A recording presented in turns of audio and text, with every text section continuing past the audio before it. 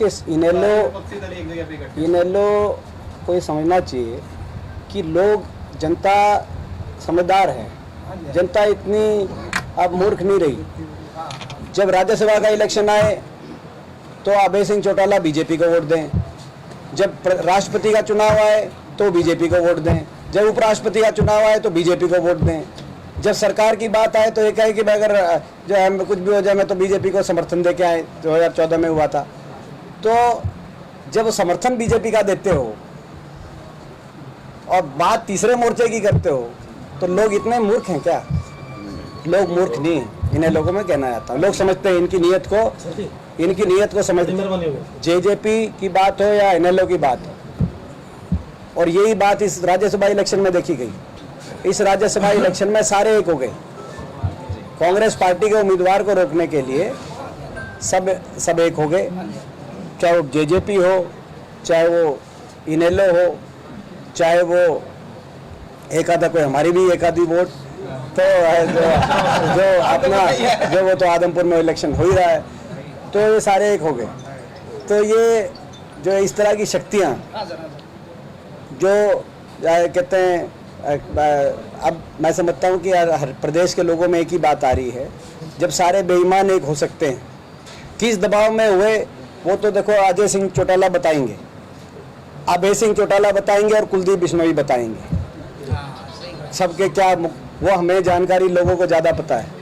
लेकिन जब सारे बेईमान एक हो सकते हैं तो सारे ईमानदार भी प्रदेश में एक होंगे और वहाँ आदमपुर में जिताने का काम कांग्रेस पार्टी के हमारे उम्मीदवारों करेंगे। दिपेंद्र जी, प्रदेश सरकार ने नगर पालिका और जो नगर परिषद है उसके चेयरमैन के चुनाव सीधे करवा दिए, लेकिन अब चेयरमैन जो बने हैं उनकी पावर खत्म कर दी।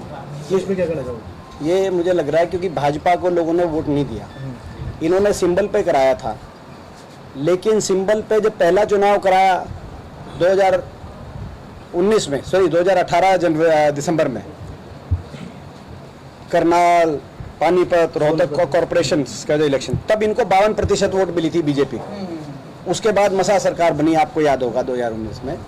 लेकिन अब इन्होंने सिंबल पे कराया, जब सरकार इनकी थी सिंबल पे करा रहे थे तो इनको 26% वोट मिली शहरों में, गांव में नहीं, शहरों में।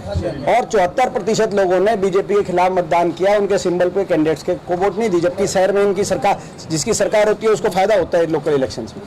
तो ऐसे में मुझे लगता है कहीं ना कहीं उस राजनीतिक द्वेष से चल रहे हैं, क्योंकि ज़्यादातर जो लोगों ने इनके कैंडिडेट्स को हराने का काम किया, तो अभी राजनीतिक द्वेष की वजह से जो इनके जो अपना चेयरमैन बने हैं या मेयर बने हैं, उनकी जो पावर्स हैं उनको वापस लेने का काम बीजेपी कर रही है। कांग्रेस के एक बड़े नेता थे सर, कांग्रेस में गुलाम नबी आजाद, पूर्व मुख्यमंत्री जे&के के रहे, वो कांग्रेस को छोड़कर अलविदा कह के चले गए सर। नहीं, वो ठीक है। उससे सर कांग्रेस कमजोर होगी, इसमें कुछ फर्क पड़ेगा नहीं पड़ेगा? इसमें बिंदल साहब, हाँ सर, देखो जो शामिल हुए कांग्रेस में, हाँ सर, हरियाणा के अंदर पिछले 1.5 महीने में 12 पूर्व विधायक, हरियाणा छोटा प्रदेश है, 90 विधानसभाओं का प्रदेश है, 12 पूर्व विधायक जिसमें हमारे जिलेराम शर्मा जी भी शामिल हैं।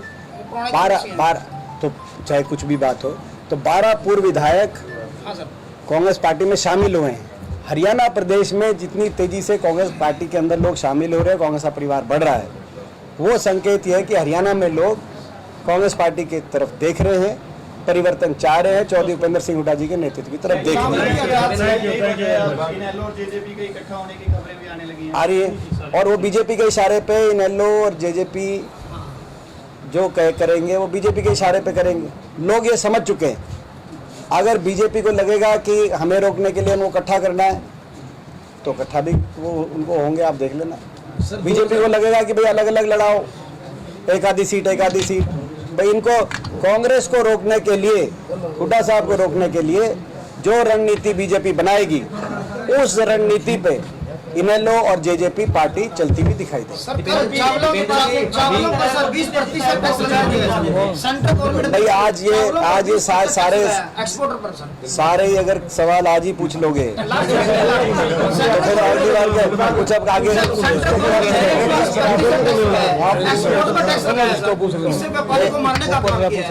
ये है। दूसरे एक और पूछ रहे हैं 2024 में आपके क्या मुद्दे रहेंगे? कल जैसे कि ये पूछ रहे थे। आदमपुर में था, उन्होंने शिक्षा, चिकित्सा, बिजली, पानी सब फ्री देने का काम किया है, मगर उन्होंने वादा किया है उन्होंने सरकार से। हाँ, देखो जहाँ तक आम आदमी पार्टी के जो अभी आए थे केजरीवाल जी जो आए थे हरियाणा में, पहले तो उन्होंने हरियाणा में आके पहली बार पंजाब की भाषा बोली गई कि भाई पंजाब में देने को पानी नहीं है। मैं पूछना चाहता हूँ सवाल, पंजाब में पानी की कमी है, उन्होंने कि हरियाणा में भी कमी है, पंजाब में भी कमी है। मैं नया फार्मूला बताऊंगा, मैं उस पर दो बातें कहना चाहता हूँ। दो भाइयों में पानी की कमी अगर की लड़ाई हो जाए तो फैसला कोर्ट करता है।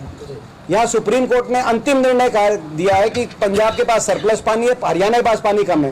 केजरीवाल जी कौन होते हैं कहने वाले कि इस पंजाब के पास पानी की कमी? जब सुप्रीम कोर्ट ने कह दिया, लड़ाई तो पानी की पंजाब ने सरकार ने भी अपनी फैक्ट रखे, हरियाणा ने भी अपने फैक्ट रखे। सुप्रीम कोर्ट ने दोनों के फैक्ट सुन के, दोनों की तकरीर सुन के कहा कि वहाँ सरप्लस पानी, हरियाणा में कमी, और हरियाणा का हक का पानी हरियाणा को मिलना चाहिए, जायज़ ठहरा दिया सुप्रीम कोर्ट का अंतिम निर्णय। आप वो निर्णय नहीं मान रहे, आप कह रहे पंजाब में भी कमा, पंजाब की भाषा यहाँ बोल रहे हैं। पंजाब के इलेक्शन में उन्होंने खुल के कहा कि मैं एसवाईएल के खिलाफ हूँ, तो पहला पंजाब का एसवाईएल के खिलाफ हूँ। यहाँ पंजाब में बोलते हैं, यहाँ पे आगे कहते हैं कि पंजाब में पानी नया फॉर्मूला। फिर उन्होंने कहा कि नया फॉर्मूला मैं प्रधानमंत्री जी को चाय पे बताऊंगा। मैं केजरीवाल जी से भी कहना चाहता हूँ, लोग मूर्ख नहीं है। फॉर्मूला अगर कोई है तो लोगों को सार्वजनिक बताओ, हरियाणा के लोगों को ये फॉर्मूला है, प्रधानमंत्री जी को बताऊंगा, सुप्रीम कोर्ट को बताओ आप फॉर्मूला। सुप्रीम कोर्ट ने जो सबके सारे फैक्ट देख के ये फैसला किया, 20 साल तक केस चला, सारी सरकारों की, सारी पार्टियों की सरकारें रही हैं, उसके बाद सुप्रीम कोर्ट में बताओ फॉर्मूला। और वहां जाके कह रहे हो कि एसवाईएल के मैं खिलाफ हूं, यहाँ कह रहे हो मैं प्रधानमंत्री जी को अकेले में बताऊंगा। क्यों भाई? अगर फॉर्मूला आपके पास है पानी का, मैं उन्हें कहना चाहता हूँ सार्वजनिक बताओ, हरियाणा के लोगों को सार्वजनिक बताओ। हक है, जब पंजाब के लोगों को सार्वजनिक आप कहते हो कि एसवाईएल के मैं खिलाफ हूँ, पानी का हक पंजाब का है, हरियाणा के लोगों को भी सार्वजनिक क्यों नहीं बताते कि भाई क्या फॉर्मूला है? बताएं, मूर्ख नहीं है लोग। दिल्ली पंजाब के बाद हरियाणा का में सर आप पार्टी का भविष्य क्या रहेगा? आप पार्टी का भविष्य हाँ सर, संगरूर के लोगों से पूछो। आप उपचुनाव संगरूर के लोगों से जरूर पूछना। देश के इतिहास में पहली बार हुआ कि सरकार बनी, पहली बार, 75 साल का रिकॉर्ड है, पहली बार हुआ कि सरकार बनी और सरकार बनने के 6 महीने के अंदर एक उपचुनाव हुआ, जिस उपचुनाव में जो सत्तारूढ़ पार्टी थी उसको इतनी बुरी हार का मुंह देखना पड़ा। ये 6 महीने के अंदर लोगों को इतना गुस्सा